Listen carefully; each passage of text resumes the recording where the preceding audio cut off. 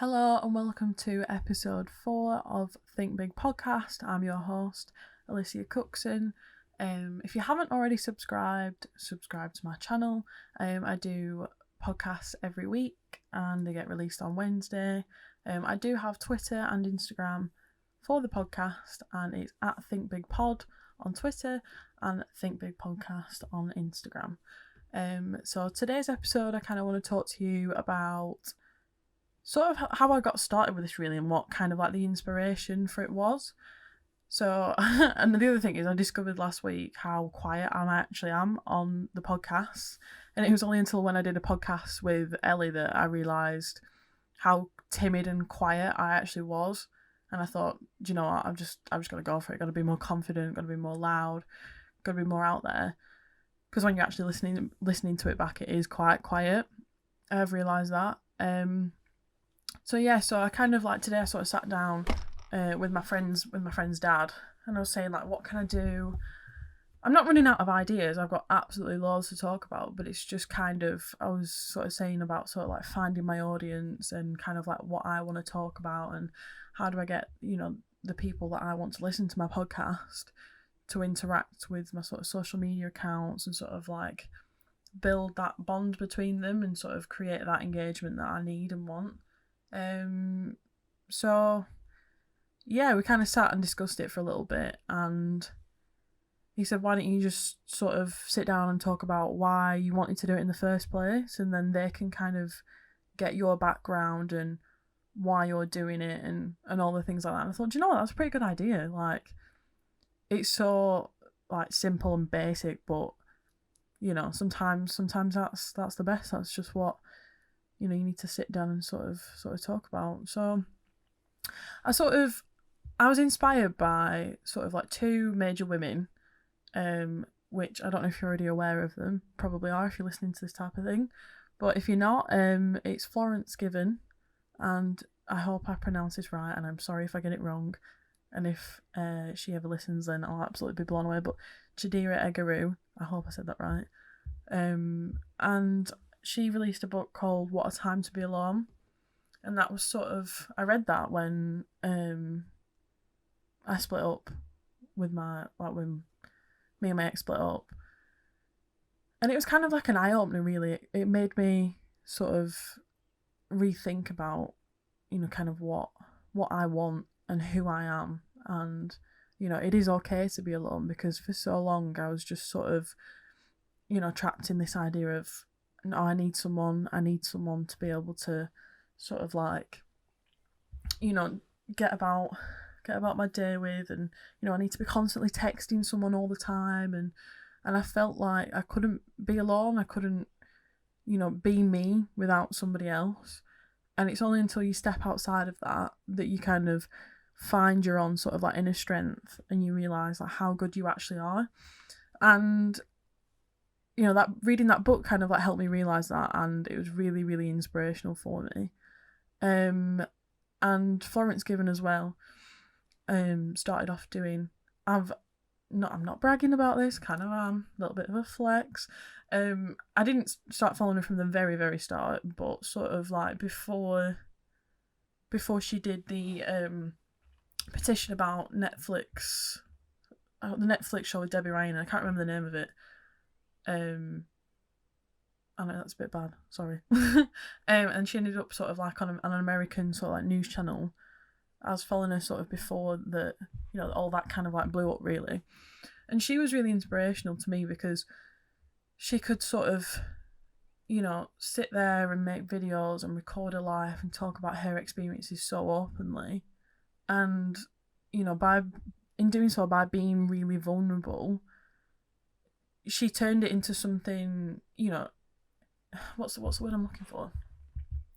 She sort of turned it into something that was perhaps seen quite sort of like negative, because people do see vulnerability as a negative thing. And I think it's, personally for me, it's beautiful. Vulnerability is the most,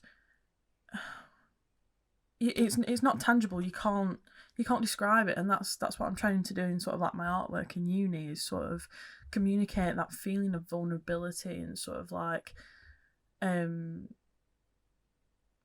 what's the other word I'm looking for? Intimacy, that's it. Intimacy, and what that sort of feels like with another person.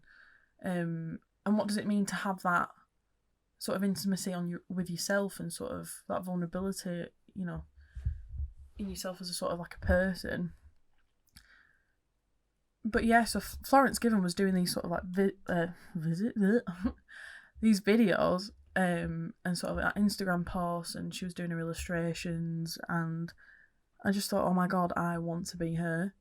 And then when I found out that she's actually only a year older than me, I was like, oh my days. Like, she's living her best life. She is everything that I aspire to be, everything that I want to be. And I think she's really, really made a sort of dint in what sort of like how young women see themselves, and it, she's making them realise their power, and the power that they have to change their reality and make it their own. And I think that's absolutely brilliant, and I think we need more people like that. And I've always been really, really passionate about art, about sort of like politics, and sort of like everything that I want to sort of talk about, and mental health. I've been really, really passionate, and I have all this sort of like inner strength, and this kind of like, I can't describe it to you. If you're interested in all this stuff, you have this belly feeling, and it kind of like just sits at the top of your belly, and it's just like this pure passion and sort of like drive to talk about these things, and to sort of spread awareness and educate people. Like, if I'm not a successful artist, I would absolutely love to be a sex educator. My friends sort of like laugh and joke, and they're like, in the future I can see you being, somebody like that, maybe like a sex therapist, or maybe like a sex counsellor or something like that, because I really, really think that body positivity is really important. Being sex positive, not being fat phobic, all these different sort of like contemporary issues.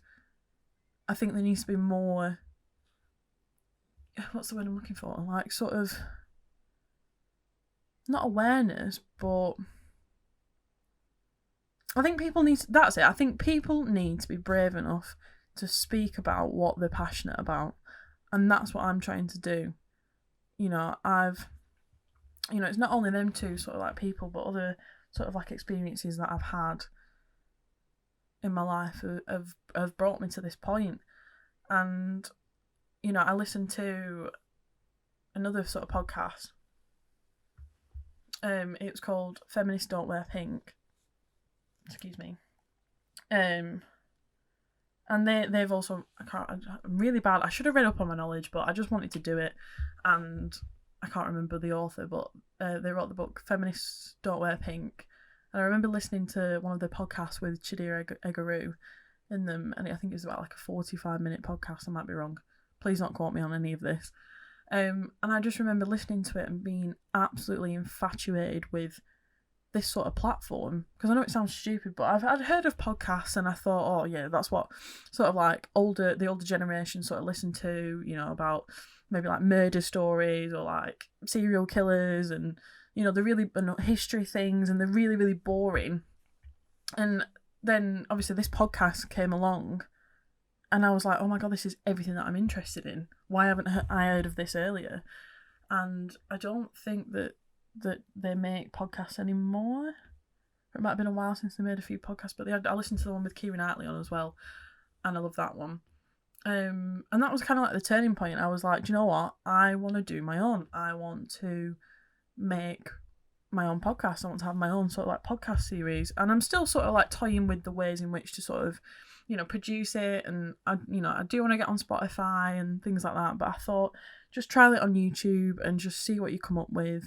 And just see where it goes from there, really, and just see if people like it. If they don't like it, it's no harm done. Like, it's no money wasted, and I can just take it down and delete the YouTube channel, and it's fine. But if people love it, then obviously I'll start doing more. But I think it's hit the ground sort of like running, and it's got quite good views so far, which I'm happy with. I think this type of thing is sort of like a bit of a slow burner, and you've got to really, you got to stick with it. You've got to be sort of like patient and, you know, take your time with this sort of stuff to develop and for it to really, really get going, which I find that really hard.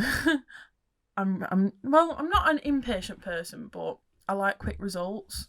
That's another reason, like with my art, I don't paint, because painting really winds me up. Mixing colours, you know, doing bits. I like to see the results there and then. And I think this is sort of like teaching me to be more patient, and that if I'm really, really passionate enough, I will stick with it through the thick and thin of getting started with it. And, you know, I'm being thrown into a whole different world of like Instagram, and because the way that I use Instagram at the minute is either sort of like just posting my art on my studio page, or just posting on my personal account, and that's just so much easier. But when you've got to look at it from more of a business perspective, it's another ball game. Honestly, it's a whole different world, and I'm just trying to work out sort of them types of things. It's just baby steps at the minute. It's just sort of, you know, baby steps about things. But the sort of direction that I want to take this in is I want it to be, you know, based around sort of, like I said, contemporary issues, things like politics, you know, my outlook on, you know, what's going on in the world at the minute, sort of like feminist related issues, sort of like things based around sex, body positive sort of topics, but yeah, sort of like the other body positive sort of activist that I really, really love is Body Posy Panda, and it's Megan Crab, and she was another inspiration to me. You know, I just love this sort of circle of inspirational women, and like Monroe Bergdorf, I hope I said her name right as well. I'm really, really sorry if I haven't. I really should have done my research. I'm gonna kick myself after this, but like I said, this is raw. It's unedited. It's completely unfiltered. And the other person I'll briefly mention is, I don't know if you're familiar with her. She's got sort of like a bit of a scandalous kind of like, maybe a little bit sort of, what's the word I'm looking for? Not scandalous. I already said that. Controversial. That's the word. Controversial person. It's Tana Mongeau. I absolutely love her. I was introduced to her when I think she got arrested at Coachella for underage drinking, and I sort of watched her ever since. And, you know, I am quite this. I can be sort of like two different types of people. I can be this like really loud, really outgoing, quite funny, really upbeat, quite unfiltered, quite dramatic. I was going to say not dramatic, but I am. I'm very dramatic sort of person, and I closely sort of like relate to sort of like Tana Mongeau and what she does. But the thing that I absolutely admire about her is that she is so authentically herself, and she doesn't apologise for who she is. She just is herself through and through, and it's fantastic. But yeah, people think that she's sort of like, and she's another person that's closely of a similar age to me as well. She's just, yeah, she did MTV Tana Turns 21, so she's 21 as well, and I'm 20, and she's you know, again, living her best life and being authentically herself and just not giving a flying, you know, I'm not going to put that word in there because I'm going to keep it PG, but you know what I mean. And she just doesn't care. She just does not care, and that's what I'm doing these podcasts, because I'm trying not to care about what other people think. Like, obviously, other people's sort of opinions about these, you know, do matter, and I want to get better at doing them and things like that. But, you know, this is my chance to sit down and talk about things that I want to talk about, and I have that control to sort of, you know, speak about things that are really important to me. And yeah, so that's sort of like what I'm trying to do. I want to sort of take it down a more sort of, like I said, feminist route, and do a lot more things based around sort of relationships, because I feel like my life has been heavenly, oh my word. I need to sleep. No, I'm joking.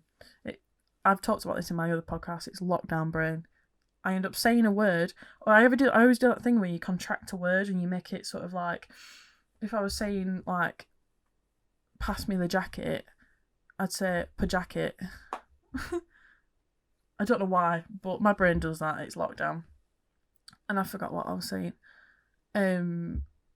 Yeah, my sort of past has been like heavily sort of like based around relationships, and I feel like that it's important to me, and it's important that, you know, if I can either inspire or make people sort of aware of things that they didn't already know, or just sort of make it okay for people to sort of talk about it and sort of remove that stigma around sort of like sex and, you know, things like body hair. So yeah, that's kind of like what I'm aiming to do in the future. I'd like to have guests on as well. That's the other thing. I'm not having guests on the podcast at the minute. I've tried, you know, doing ways of like ringing people up and saying, "Oh, we talk and we record it," and, you know, it doesn't really go to plan because obviously the quality is absolutely horrendous. And I mean, it's all right on this for now, but, you know, I want to get better at it, and I want to invest in sort of like more equipment and things like that. And, you know, it's just a learning curve at the end of the day. Like, excuse me, I'm learning so much about editing, and like I was saying about the whole sort of like Instagram sort of world and promotion. I'm learning about all the sort of technical side, you know, what type of equipment to use and things like that. And every day I'm just sort of like learning. So, I mean, if you stick with me and it becomes something, I will be so happy. I'll be the happiest girl in the world if this sort of like takes off. But, you know, I'm doing it for me as well. Like I've been saying, that I love just coming in here and just, you know, into my room and sort of sitting down and just talking to a microphone and just getting everything out about what, you know, my week's been like, or something that I want to talk about that's been on my mind. And it's good, and it just allows me to have that time to just release it all. And the fact that other people listen to it, you know, I'm so flattered that people, you know, want to hear what I've got to say. Like, just that in itself is just, that's mental. Like, people actually care about what I'm trying to put out there into the world. And it means a lot to me, to everyone that sort of listens and kind of keeps up with it and sort of thing. So we're on episode 4. I don't know how many's going to be in sort of a series. I might just do them as like a continuous sort of thing. I might do like a separate, maybe like a sex confessions, or like a, I don't know, like a sex positive series. I don't know, but that's another good thing in itself. Like, the possibilities are endless, and it could go in any direction. And I don't know what that's going to look like. And to me, that's really exciting, but also quite scary at the same time. But it allows a lot of room for sort of like experimentation. So yeah, if anybody has any sort of things that they want to suggest, maybe like an agony aunt, like I was saying in I think that was the first one. So sort of like maybe an agony aunt, like you send me sort of like your problems, and I'll respond to them and see what I think about them. So yeah, Ellie's actually not with me on this podcast today because she's got quite a lot of work to do for uni, which is, you know, mega stressful. So bless her. But she will be back in maybe next week's episode to talk a little bit more about stuff. But, you know, I really enjoyed sort of like last week's episode because I think it was sort of starting to like narrow down what I'm trying to sort of say. And the podcast with Ellie and talking about her experiences of her relationships, you know, I was so invested, and I actually realised how bad my sound quality was until after we recorded it. But yeah, it sort of made me realise, like, this is why I'm doing it. This is what I'm passionate about, and, you know, I want to continue with this. And, you know, I wanted people to get sort of like a flavour for me and me as sort of like a person, and I hope that does kind of come across in, you know, other episodes. But now I'm going to sort of like knuckle down and really get to grips with what, you know, I really do want to talk about and what I'm passionate about. I'm just trying to think if there's anything else. You know, this might only be a short one today. I don't see the point in sort of like dragging it out just to just to fill time, but that's the thing that I want to sort of push, this like unedited, this raw, this sort of flexible, because I was talking to someone on Twitter as well, and they're releasing a podcast as well. It's called My Friend is a Dominatrix, and if you'd like to listen to that when it comes out, I'd suggest giving them a follow. And we were sort of saying that, like, with editing, you sort of sit down and you listen to what you've said, because obviously you've got to check through, things for sort of like professional reasons and sort of, perhaps like copyright or sort of like protection, like confidentiality, all those types of things. And you get sick of listening to your own voice. Like, anybody that's ever had themselves sort of like recorded, you listen to it back and you think, oh my god, I sound horrific. And that's the thing sort of like with editing, that if you're listening to it about 7 times, you do start to get on your own nerves. That's why I don't do a lot of editing. I'm not gonna lie. I am, I want it to be sort of, when I lose my train of thought, and when I can't think of the word, and because we're not all perfect, and that's the thing that I want to take down as well. Sort of like, everyone's got this perfect life on social media, and everybody's really happy, and it's all edited and filtered, and etc. etc. This isn't perfect. We're not perfect. We're not robots. We're not sort of confined to being a certain way. We do make mistakes. We do F up sometimes, and it's fine. As long as you sort of like acknowledge where you go wrong, and if it's a bad thing, then sort of like say sorry and try and make it up. But if it's little things like like I said, losing my train of thought, then it doesn't really matter, and I don't think it should matter. And I think it should just be you and your authentic self, and just doing whatever makes you happy, and all that sort of like self-love and all the good stuff. But yeah, I think I'll leave it there, to be honest. We'll have a little short one this week. So yeah, like I said at the beginning, if you haven't already subscribed, please go and do that now. Leave a like if you like this video. I do sound like a proper YouTuber now. I hate that, but you do slip into those ways, I've got to admit. And if you have any comments about what you want to see me talk about, please do feel free to comment.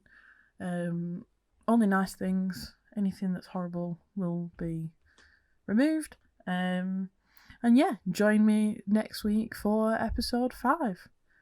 Alright, see you later. Bye.